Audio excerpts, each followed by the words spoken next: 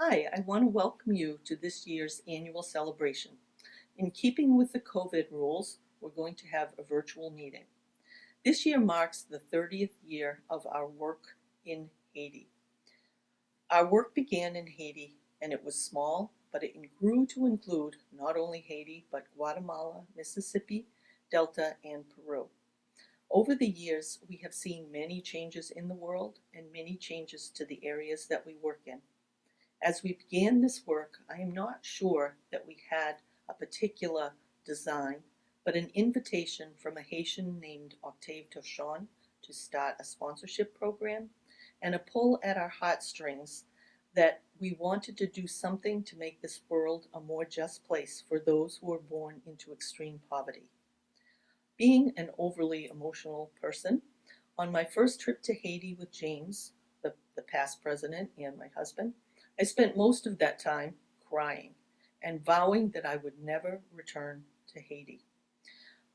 The reality of this poverty, where children and babies die through starvation, was just something I didn't want to know about, and I didn't want it to be part of my world. I wanted to go home and I wanted to go back to normal. I didn't want my nice, clean, and easy world disturbed by this picture. A few years later, I became the president of Partners in Development.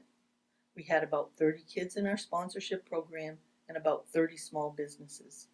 In those days, I was told, don't eat the food or drink the water in Haiti. So when I traveled there, I would carry my food and I would carry my water in my suitcase. On my first trip with Tally, we had 900 calories in our suitcase and we had a bottle of water for each day. We ended up running out of food a day early, and because of that, we used that as a constant reminder to tell ourselves of what it was like to live in Haiti and to have days where you didn't have access to food. I also continued that tradition by never eating my lunch while I was there with the team or even if I was there alone, because that reminded me that kids were not able to run home and get a snack or run home and even get food. And I would walk through the neighborhood and pass out my food so that so that these kids had food. And what they would do is eat every single piece, including the bones that were in the meal. Our office at that time were our backpacks and any porch we could find where the owner would let us sit there and work. Slowly, the programs grew according to what the people of Haiti identified as their needs. This included education for the children, economic development for themselves, houses, and medical care. Many teams traveled with us yearly and helped us to do the work that we needed. They would start work at 7 in the morning and return at 7 at night and did construction all day. Once we had eaten and cleaned up, everybody went back to work, planning the programs, looking at our files, organizing, and trying to decide which way to go. And we would work till 2 a.m. in the morning. We had no internet then, we had no cell phones, and we had no way to communicate with people back home. As the program in Haiti grew, we met many wonderful people, many of whom are our staff now. We made it through a coup, we made it through floods, we made it through an earthquake, and we've made it through civil unrest. All of these things were big challenges, and we wondered if we might not be able to make it through those. But we grew closer to understanding more about poverty, and our staff grew closer to understanding what it was to live in the United States.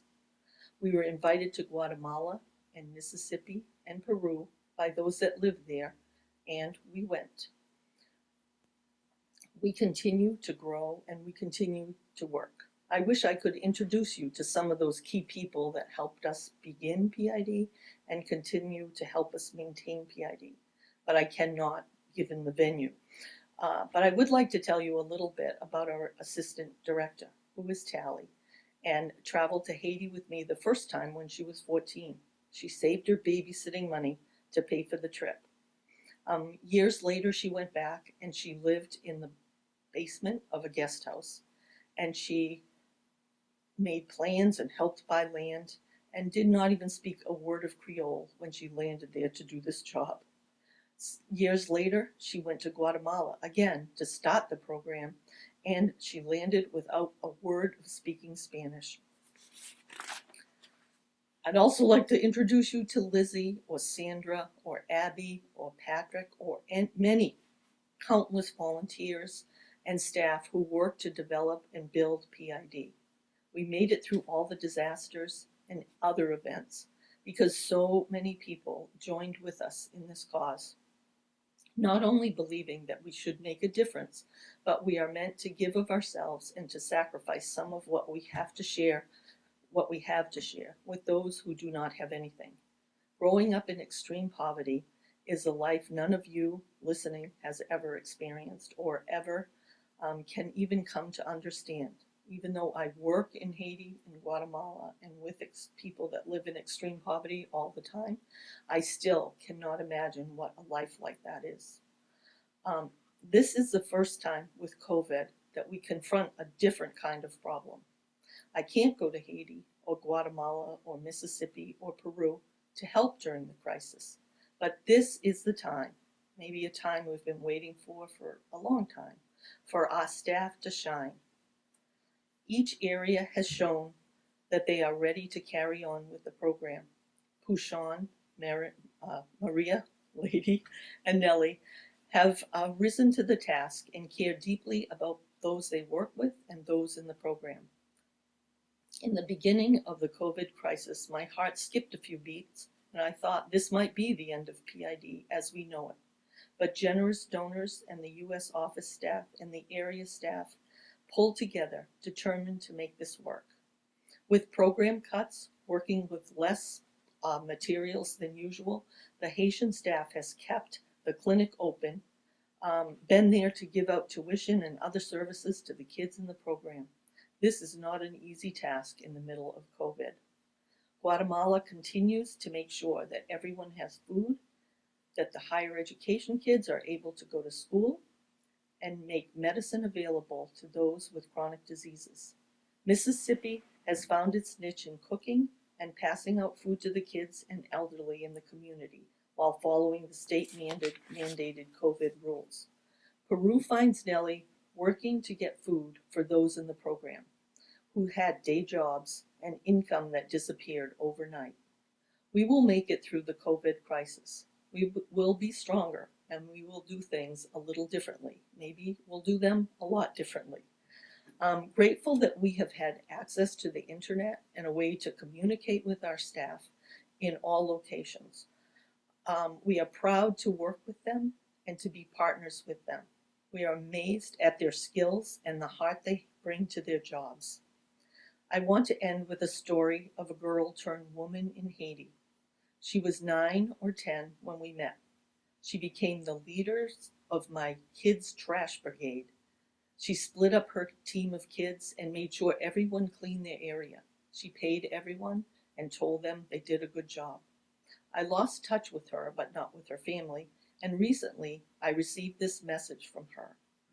She was worried that maybe everyone in the United States was sick with COVID and maybe I could never come back to Haiti. She wrote, "Hello, Madam Gale. This is Sandra. I hope you remember me. I think about you at this moment, and I pray for you and your family. May God protect you. I never forget what PID did for me and my parents. I am so grateful. Thank you for all." It is a time like this when I get these messages that I know how much we have changed lives, not by the numbers, but by the family. I thank you for listening today, and now we're going to have a little message from our Haitian staff. Bonjour, nous le staff PID Haïti. And now from Guatemala. Hello everybody from PID Guatemala. Guatemala continues with a strict lockdown. The biggest problems that we've had in the villages with the families is with food. So we continue to work very hard to make sure that the families had enough food to eat. Mississippi Delta. Everyone, my name is Debbie Johnson, and during this COVID-19, we are doing our best to try and stay safe. Hope everyone's doing well. Thank you. and Peru. Hello for PIT Peru. My name is Nelly and I'm the field director. I'm working hard to make sure that kids in our program have food. I want to thank all of you for taking time to watch this today and for being here. Normally at this time during the event, we break and have food and we're able to catch up with everyone. That will not happen this year, but I do want to continue to thank you for your support and your encouragement for our work. And I would like you to stay healthy and stay tuned for updates on all of our programs through Facebook, Instagram, and the website. Thank you.